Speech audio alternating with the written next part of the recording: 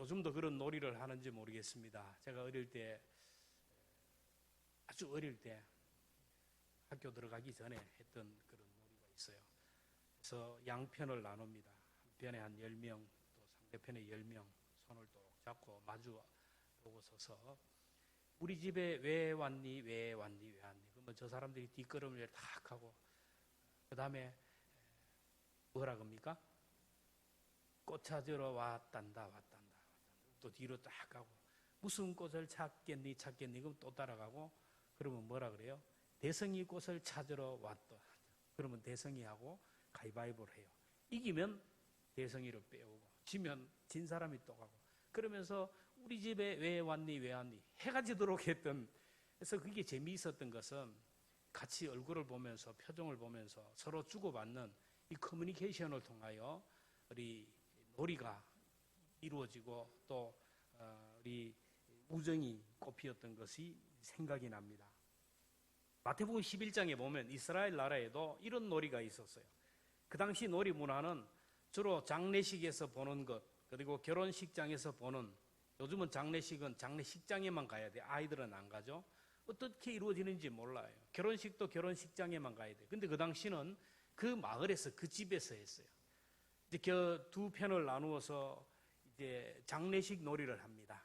한편에서 곡소리를 하죠. 아이고 아이고 그러면 또 한편에서는 막 땅을 치면서 눈물을 흘리면서 통곡을 해야 돼요. 이게 놀이예요. 그리고 또 한 놀이가 있었는데 잔치집 놀이입니다. 이쪽에서 막 피리를 다 풀며 장구를 치면 저쪽에서는 거기에 맞춰서 춤을 추면서 노래를 해야 돼요. 이게 이제 놀이인데 그 당시 예수님이 그런 비유를 가지고 말합니다. 한쪽에서는 아무리 애곡을 해도 저쪽에서는 딱 솟쳐다보듯이 가만 멀뚱 반응이 없어요. 이쪽에서 아무리 피리를 보고 나팔을 불어도 저쪽에서는 춤을 추고 해야 되는데 가만히 있는 거예요. 하나님께서 우리 인류를 구원하기 위하여 세례 요한을 보내주셔서 주의 길을 예비하라고 회개하라 천국이 가까웠느니라고 외쳤지만, 예수님이 이 땅에 오셔서 회개하라고 천국이 가까웠다고 외쳤지만 백성들은 반응이 없었어요. 요한복음 1장 11절에 자기 땅에 오매 자기 백성이 영접하지 아니하였다. 세례 요한이 약대 털옷을 입고 메뚜기와 석청을 먹으면서 수염도 기르면서 광야에서 막 외치니까 사람들이 그래요. 귀신 들었다고. 귀신이 들어가지고 저렇다고. 이걸 보고 예수님은 또 세례 요한과는 좀 다르게 접근을 합니다. 사람들 속에 들어왔어요. 사람들과 함께 먹고 마시고 막 주는 대로 잘 잡숫고 막 어울리고 하니까 사람들이 또 욕을 합니다. 먹기를 탐하고 포도주를 즐기는 사람이라. 세리와 죄인들의 친구라고 비방했어요. 오늘도 소통이 안 되는 시대는 그래요. 코로나로 인하여 예배를 드리면 뭐라 그럽니까? 방역 수칙을 지키지 않았다 그러고. 또 예배를 안 드리면 믿음이 없어서 저 모양이라고 그래요. 목사도 마찬가지예요. 허름한 옷을 입고 근검하게 살다 보면 기질이 궁상 떤다 그래요. 그래가지고 좀 무리해가지고 명품 옷을 입으면 사치한다고 그래요. 어떻게 하다 보면 살이 좀 쪄가지고 있으면은 게으르고 나태해서 돼지 같아 그래요. 그래서 살을 좀 빼면 바짝 말라 있으면 은혜가 없다 그래요. 아이가 없으면 저주받았다 그래요. 그래서 아이를 많이 낳으면 절제하지 못해서 그랬다고 그래요. 이러고 저러면 저러고 본교회 강단만 지키면 어디 불러주는 데 없는 실력 없는 목사라 그래요. 그래서 부른 대로 나가면 나가 싸돌아다닌다 그래요. 하여튼 간에 그래요. 성도들에게 건면을 하고 충고를 하면 잔소리한다 그래요. 그렇다고 가만히 있으면 사랑이 없다 그래요. 이러면 이래서 안 되고 저러면 저래서 안 되고 사사건건 소통이 되지 않는 이유가 뭡니까? 문제는 사랑이에요. 사랑하면 보이는 것이 많아지고 들리는 것이 많아지고 느끼는 것이 많아져요. 사랑이 없기 때문에 그래요. 주님을 사랑하고 교회를 사랑하면 교회를 이래 볼 때 부담되는 게 많아요. 마음에 걸리는 거, 저거는 저러면 안 되는데, 저거는 저렇게 고쳐야 되는데, 부담되는 게 많고요. 내 할 일이 보여요. 근데 사랑하지 않는 사람은 아무런 생각이 없어요. 부담도 없고, 보이는 것도 없고, 그렇습니다. 여러분 자녀를 사랑하면 자녀가 자꾸 부담스럽잖아요. 입고 다니는 옷도 보면 좀 부담스럽고 또 살이 좀 빠지면은 좀 부담스러워서 좀 맛있는 걸 해주고 싶고 살이 띵띵 지면 좀 다이어트 좀 시키려고 애를 쓰고 공부를 못하면 부담이 되어가지고 막 학원을 통하든지 공부를 시키려고 합니다. 근데 여러분 다른 집 아이가 공부 못한다고 막 마음이 졸여요. 아유, 내가 저 아이 공부를 못하는데 내가 금식 기도를 해야지, 내가 새벽 기도를 해야지. 안 하는 거예요. 사랑하면 보이게 된다라는 거예요. 오늘 우리가 사랑하면 상대방의 언어가 들립니다. 상대방이 얼굴의 표정이 보이게 되고, 사랑하면 상대방의 몸 언어가 보이게 되고, 그 마음의 신음소리까지 들리게 돼요. 사랑하면 소통이 된다라는 거예요. 언어는 하나님이 인간에게만 주신 유일한 소통의 도구입니다. 언어를 통하여, 몸의 언어를 통하여 우리가 서로 소통을 합니다. 근데 말이 안 통하면 답답합니다. 우울증이 걸립니다. 몸이 병이 들어요.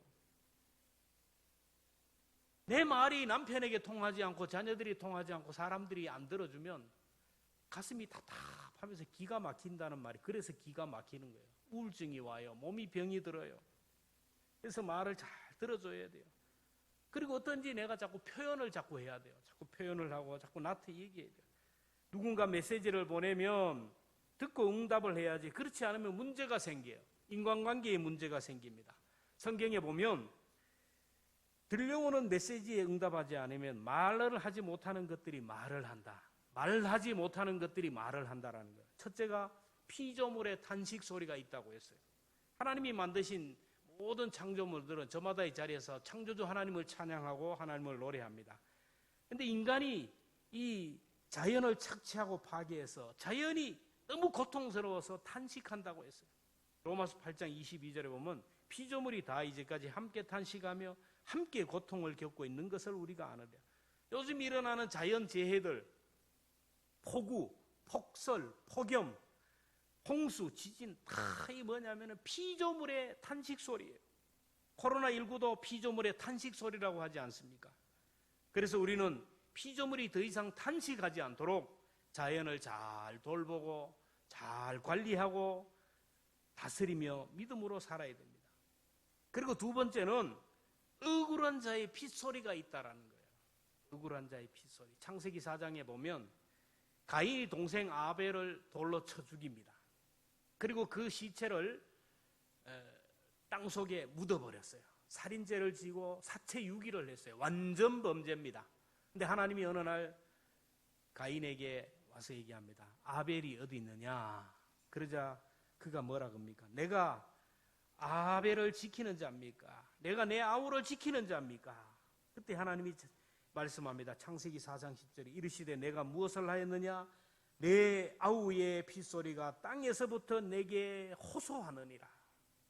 하나님은 억울하게 죽은 동생 아벨의 핏소리가 사무치는 것을 들으셨더라. 억울하게 피 흘린 자의 소리는 여러분 막을 수가 없습니다. 세상에 완전 범죄는 없다라는 거예요. 억울하게 죽은 자의 피가 하나님께 호소되어서 범인들이 잡히게 돼요.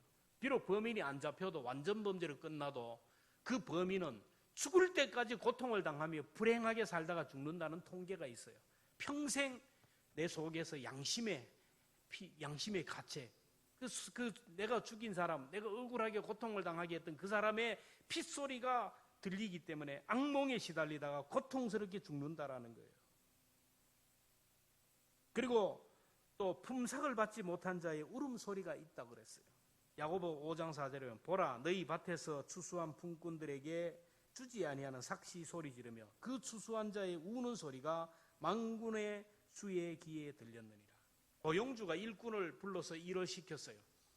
그러면 일을 한 품삯을 주어야 되는데 품삯을 주지 않자 힘없는 노동자는 눈물을 흘리며 우는데 하나님이 이 울음소리를 듣는다라는 거예요. 요즘은 노동조합이 발달되어서 임금을 체벌하고 임금을 주지 않으면 고발하면 당장 법적인 문제를 법적으로 어려움을 당하기 때문에 돈 떼먹을 수가 없어요. 하나님이 그 소리를 듣기 때문에 그래요. 지금도 노동조합이 발달되어서 임금 인상, 근로 조건을 이렇게 개선하기 위하여 데모를 하잖아요. 사업을 하고 막 하는 걸 봐요. 안동에서는 참 보기 힘들지만 서울에 있을 때 보면 얼마나 극심하게 막 시골에 있는 농사꾼들이 막 모여가지고 막 배추를 그냥 갖다 엎어버리고 양파를 갖다 엎어버리고 막 소리 지르는 거예요. 아직도 노동의 사각지대에 있는 사람들은 불이한 대접을 받고도 말을 못하고 있어요. 외국인 노동자들에게 일을 시키고 이 불법 체류잖아. 내가 신고한다고. 그래서 품삯을 주지 않는 악한 자들이 있어요. 정당한 대접을 받지 못하고 하나님 앞에 울고 있는 이 사람들의 울음소리를 하나님이 들어요. 그래서 우리는 일을 시켰으면 반드시 품삯을 줘야 되고 돈을 꾸었으면 반드시 갚아야 되는 거예요. 어떻게 하든지 간에 다른 사람의 눈에서 눈물을 흘리게 하면 안 돼요. 내 눈에서 피눈물이 난다라는 거예요. 그 다음에는 나귀의 소리가 있다고 그랬어요. 나귀의 소리. 민수기 22장에 보면 모압이라는 나라에 발락이라는 왕이 있었는데 이 발락이 아무리 노력하고 아무리 애쓰고 수고해도 이스라엘과 대적하면 이길 수가 없어요. 전쟁을 해도 지게 되고 뭘 해도 경쟁이 안 되는 거예요. 그래서 왜 우리가 모든 것이 부족하심이 없는데 이스라엘과 비교하면 우리가 이른가? 연구를 했더니 이스라엘에는 하나님의 사람들, 제사장과 선지자들이 날마다 손을 들어 이스라엘 백성을 축복하기 때문에 그 축복한 기도의 제목을 들고 하나님이 이스라엘을 보호하기 때문에 그렇다라.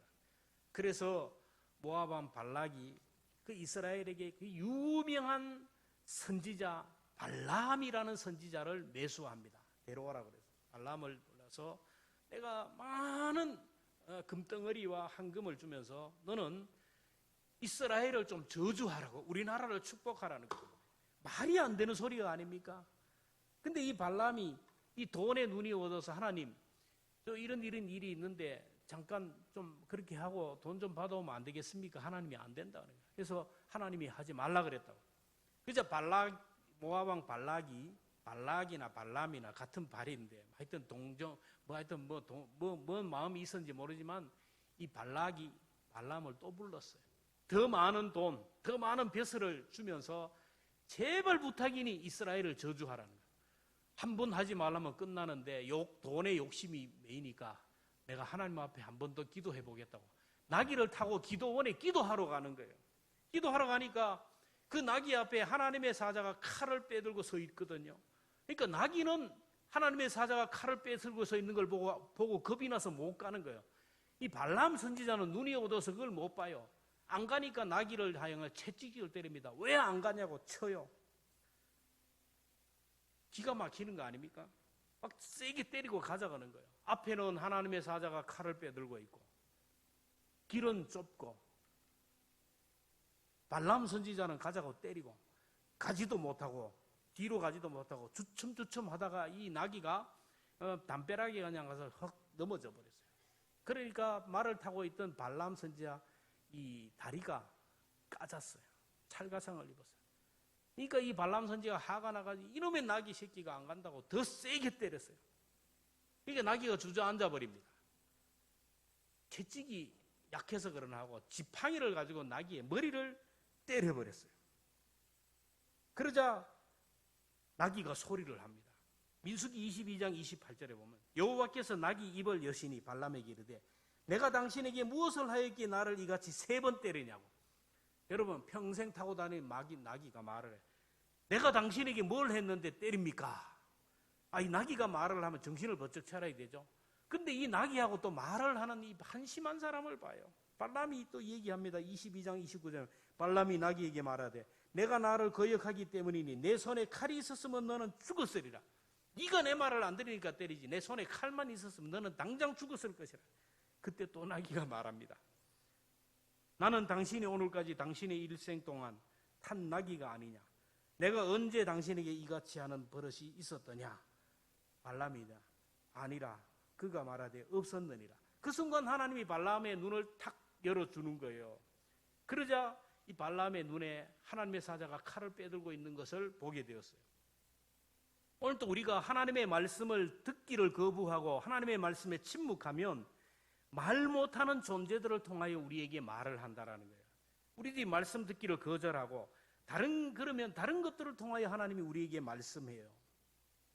다윗이 아들 압살롬이 반역을 하니까, 아들이 반역하니까 부끄럽고 창피하고 참 수치스러워서 뒷문으로 도망을 하는 거예요. 도망을 하다 보니까 시므이라는 사람이 다윗을 향하여 막 저주를 하는 겁니다. 피 흘린 자야. 아들 단속도 제대로 못 하는 게 이게 왕이라고 막 저주를 하는 거예요. 그때 옆에 있던 군장이 칼을 확 빼면서 개 같은 저것을 내가 한 칼에 베겠습니다. 그때 다윗이 말합니다. 사무엘하 16장 10절 그가 저주하는 것은 여호와께서 그에게 다윗을 저주하라 하심이라. 다윗은 지금 자기 앞에서 자기를 저주하는 시므이 소리를 하나님이 시므이의 입을 통하여 나를 욕하는 거고 나를 경고하는 말씀으로 들었다라는 거예요. 오늘 우리들이 제대로 살지 못하면 시므이를 통하여 말씀합니다. 저도 가끔 아이들에게 듣는 소리, 목사님이 그러면 돼요. 교회에서 목사지 집에서 목사입니까?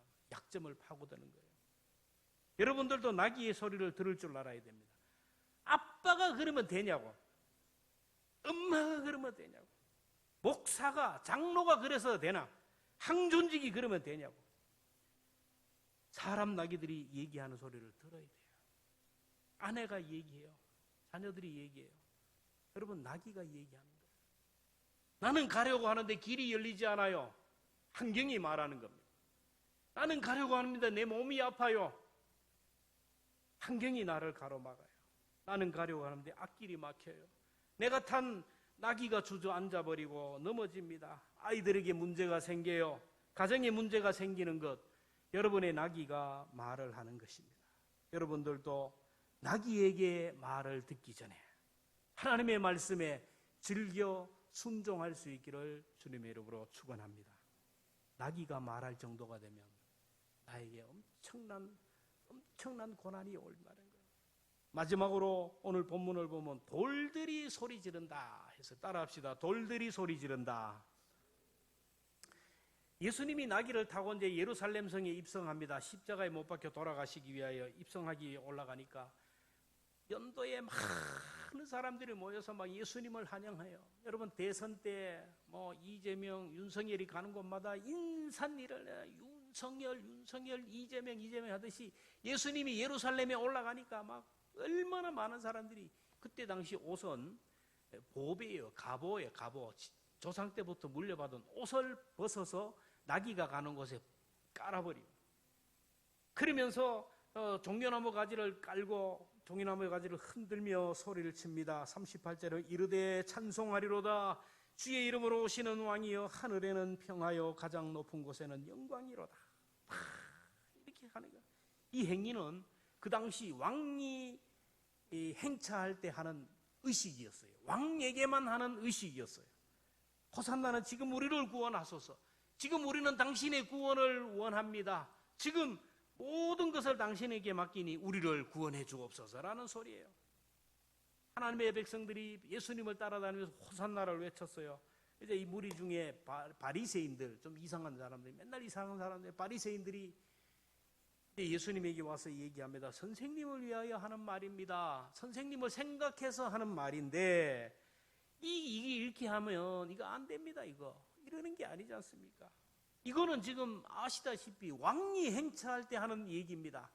지금 당신에게 이런 얘기 이렇게 하면은 백성들이 이렇게 당신을 이렇게 외치면 당신은 역적의 대역죄인으로 역적에 몰려 죽게 됩니다. 그러니 무리들을 좀 잠잠히 시키고 조용히 가세요. 39절에 무리 중 어떤 바리새인들이 말하되 선생님이여, 당신의 제자들을 책망하소서. 요란하게 행차하고 이렇게 가면 당신을 왕 대접하면 정치적으로 문제가 생기고 당신은 대역죄인으로 죽게 됩니다. 그래서 예수님이 말씀합니다. 40절 같이 함께 봅니다. 시작. 내가 너희에게 말하노니 만일 이 사람들이 침묵하면 돌들이 소리 지르리라. 이 사람들이 침묵하면 돌들이 소리 지른다라. 이 사람들이 침묵하고 잠잠하면 돌들이 소리 지르라. 이 말씀의 뜻이 무엇입니까? 만왕의 왕 예수님이 인류를 구원하기 위하여 예루살렘에 입성을 하고 계시는데 침묵할 수가 없다라는 거예요. 예수님이 이 땅에 오신 것에 대하여, 예수님이 십자가에 못 박혀 돌아가신 그 구원의 사건에 대하여, 복음에 대하여 우리 몸으로, 우리의 입술로, 물질로, 우리의 삶으로 응답을 해야지 침묵하면 안 된다라는 거예요. 그분을 영접해야 되고 그분의 사랑에 환영을 해야 된다라는 거예요. 그렇지 않으면 돌들이 소리치른다. 여기서 돌은 이방인을 말합니다. 이방인. 그리고 복음이 유대인들에게 전해졌을 때 유대인들은 그 복음을 거부하자 이것이 이방인에게 전해졌어요. 마태복음 3장 9절에 보면 하나님이 능히 이 돌들로 아브라함의 자손이 되게 하시리라. 유대인들이 복음을 받아들이지 않자 이 복음이 이방인에게 가서 오늘 저와 여러분들이 이 복음을 받아들이지 않았습니까? 오늘도 복음이 나에게 전해질 때 여러분 이걸 내가 받아들이지 않으면 이 복음은 다른 데로 가게 돼요. 촛대를 옮겨버리는 거예요. 오늘 나에게 하나님이 사명을 주셨는데 그 사명을 감당하지 못하면 하나님이 이 촛대를 다른 사람에게 옮긴다. 영광을 거두는 무서운 말씀입니다. 그리고 또 돌들이 소리 지른다는 말은 예루살렘 성전의 벽에 돌을 가리키는 거예요.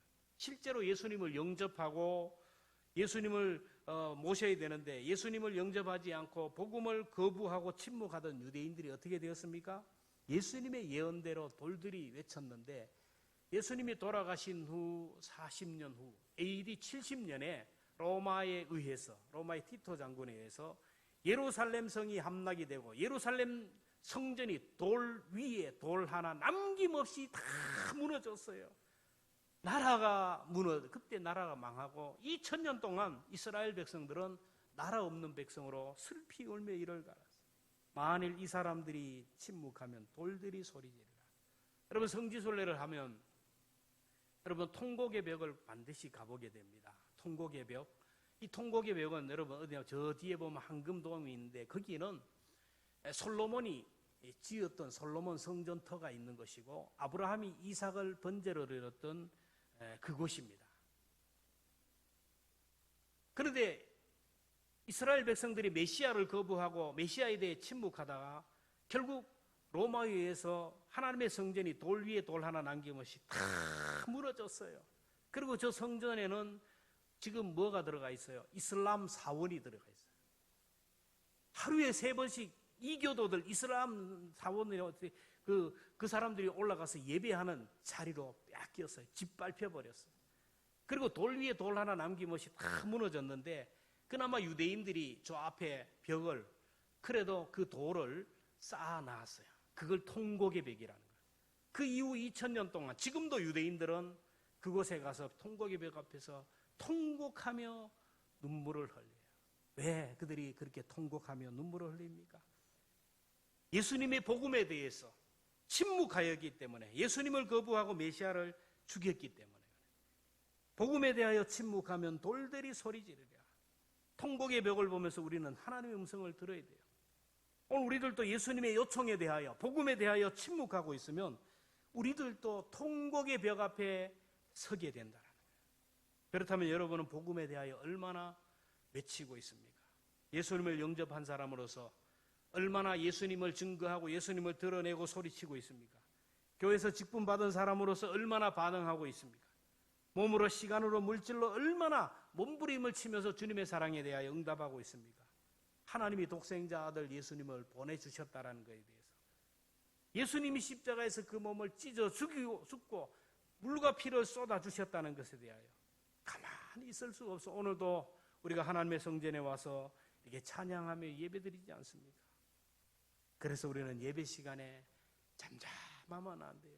예배 시간에 여러분 방관자로 구경꾼으로 서면 안 됩니다.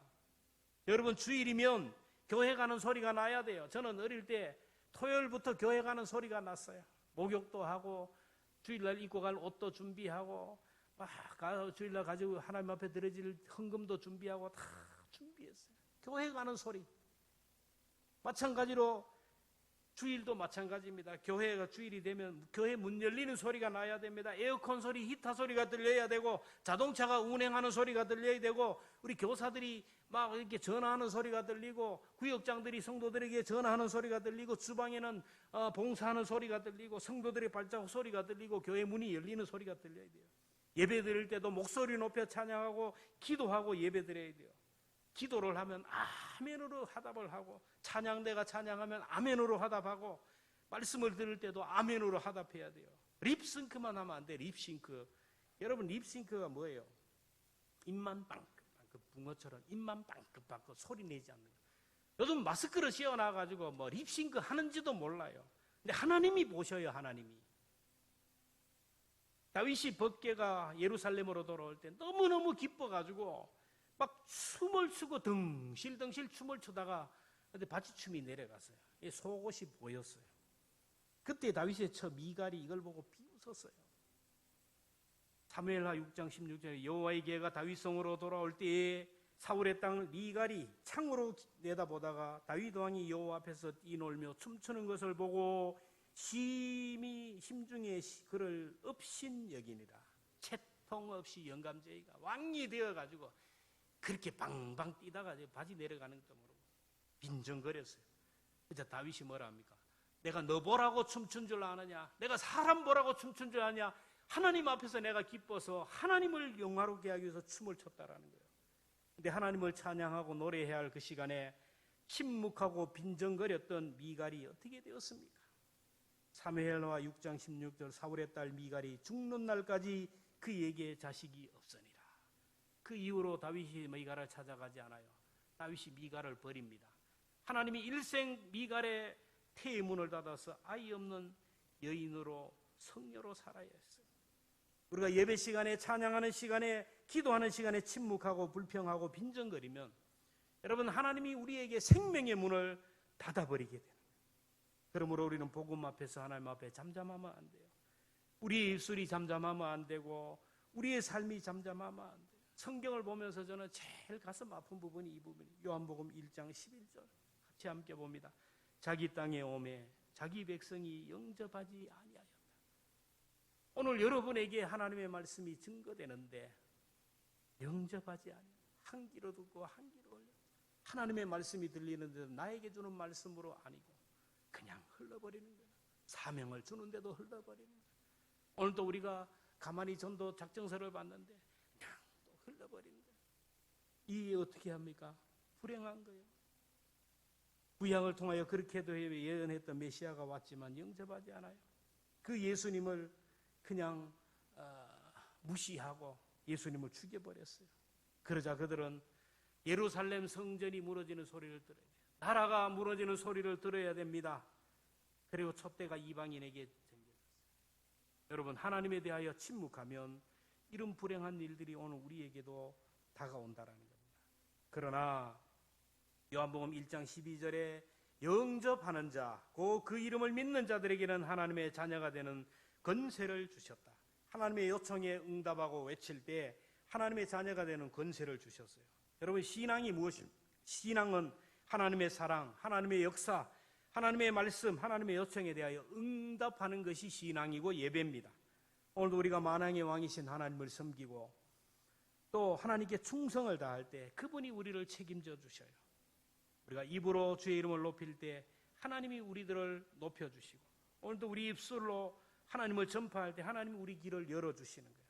코로나 상황 가운데도 우리가 침묵하면 안 됩니다. 어려운 때일수록 하나님은 우리의 행동을 지켜보고 계셔. 이럴 때 예배 시간에 어디가 있는가? 우리의 삶을 보고 계시는 거예요. 이만한 믿음을 주시고 이만한 건강을 주시고 이만한 여유를 주셨는데 우리는 몸으로 예배로 하나님께 응답해야 돼요. 그리고 교회를 통하여 하나님께서 우리에게 미션을 주셨어요. 죽은 영혼 살리라고, 연약한 영혼 세우라고. 하나님이 오늘 우리의 생명을 연장시켜 준 이유, 오늘 우리에게 건강을 주시고 이만한 여유를 주신 이유가 뭡니까? 그저 잘 먹고 잘 입고 잘 살고 좋은 자동차 타고 노후를 위해서 이 땅에서 잘 사는 거. 여러분 이 땅에서 아무리 잘 살아도 하나님 나라에 가면 아무것도 아니에요. 그게 아닙니다. 하나님이 그렇게도 사랑하는 영혼, 정말로 예수님이 십자가에서 못 박혀 죽으면서까지 구원한 그 영혼들, 영원히 사는 그 영혼을 구원하는 것이 하나님의 뜻이에요. 가만히 가이세 가보자, 만나보자, 얘기해보자. 가정에, 여러분 가정에 믿지 않는 부모님, 믿지 않는 남편, 믿지 않는 아내, 자녀들이 있어요. 그 다음에 우리 이웃, 교회 중에 믿다가 낙심한 사람들이 있어요. 그리고 세계의 모든 사람들에게 가야 돼요. 오늘은 여러분들이 가슴에 새겨두고 기도하던 영혼들을 기록하는 날입니다. 여러분 가만히 이 가이세 전도작정서 여러분 오늘 꼭 기록해가지고 오늘 내도 되고 다음 주에는 꼭 내야 돼요. 여러분 이거 아무것도 아닌 것 같지만 하나님이 보고 계셔요. 까식하면 하고 해버리면 하나님의 요청에 거부하는 거예요. 하나님의 목소리를 거부하는 거예요. 그러면 촛대를 하나님이 옮기시는 거예요. 오늘 우리가 이렇게 기록하는 것이 아무것도 아닌 거지만 이 하나님에 대한 응답입니다. 로마서 10장 10절에 사람이 마음으로 믿어 의에 이루고 입으로 시인하여 구원에 이른다. 내가 생각하는 것이 아니고 이걸 기록하고 이 사람을 위하여 입술로 기도하고 하면 그리고 강건하면 하나님의 구원의 역사가 일어나요. 돌들에게 기회를 빼앗기면 안 됩니다. 하나님이 주신 복을 내가 붙들어야지. 머뭇거리다 보면 하나님이 촛대를 옮겨가 버려요. 영광이 내게서 떠나가면 쭉 떠나가시면 내 생명도 다 다른 사람에게 코로나로 인하여 지금 한국교회가 우리 모두가 지금 머뭇거리고 있어요. 어떻게 하나 이럴 때 정말 하나님의 핵심 가치를 붙들어야 됩니다. 이럴 때 죽어가는 영혼에게 관심을 가지고 연약한 영혼을 세우는 일에 관심을 가지고 붙들면 하나님이 오늘도 우리와 함께하여 사명을 감당하지 못하고 하나님의 부르심에 응답하지 못함으로 인하여 하나님이 나를 보호하기 위하여 세워준 돌, 하나님이 내 울타리가 되어주기 위하여 주신 하나님의 축복의 돌들이 무너지는 그런 불행한 일들이 일어나지 않도록 여러분 우리의 입술로, 우리의 시간으로, 우리의 삶으로 하나님의 요청에 응답하는 저와 여러분 되기를 주님의 이름으로 축복합니다.